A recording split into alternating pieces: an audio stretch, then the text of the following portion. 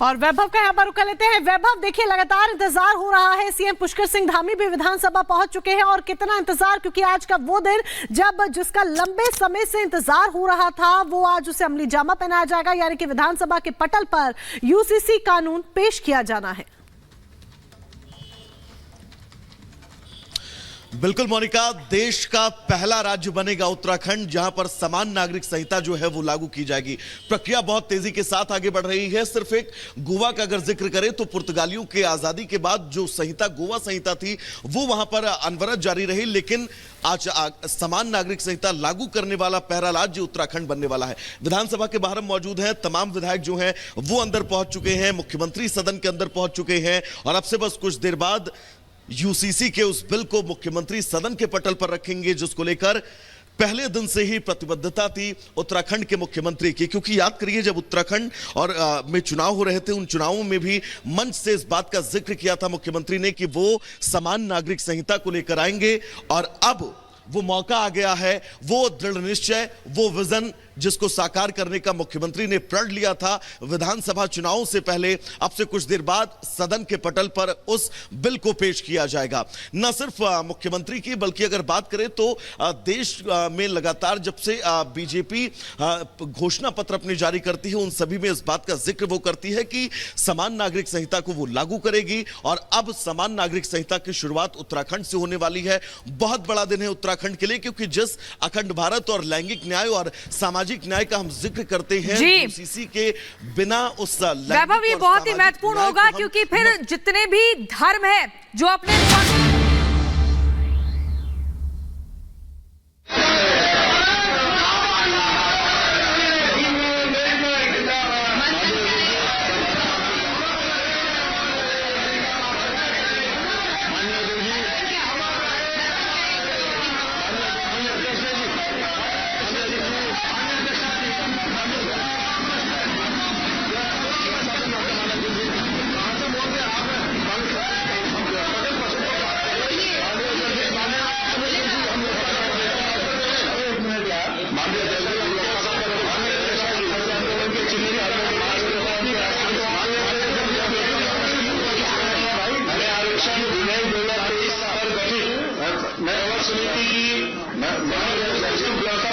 ये तस्वीरें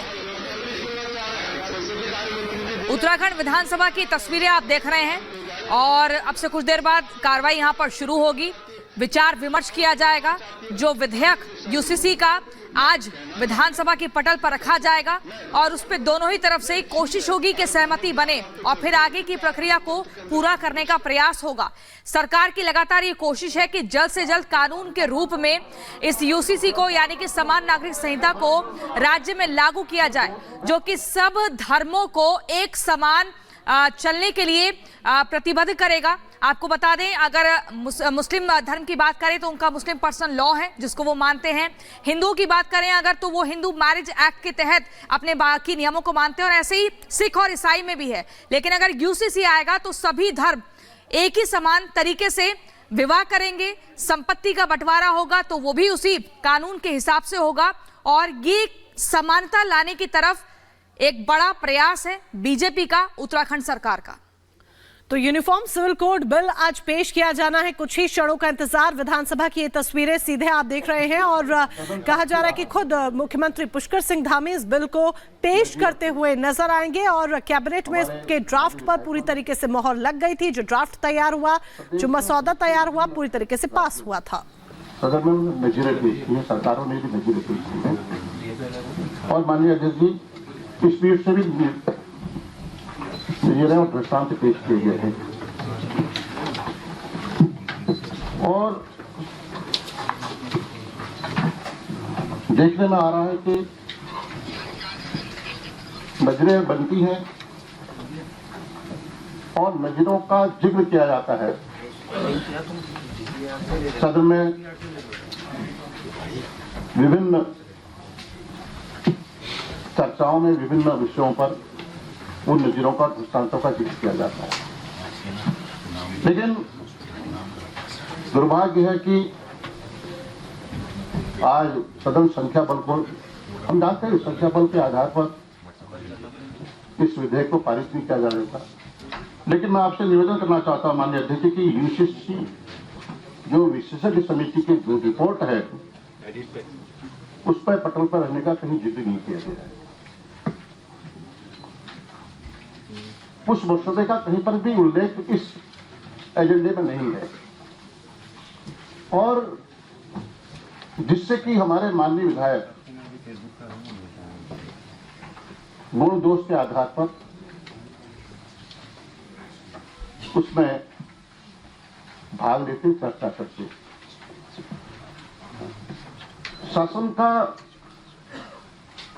शासन को इतने बड़े विषय पर, इतने बड़े मुद्दे पर विधेयक तैयार किया गया माननीय जी।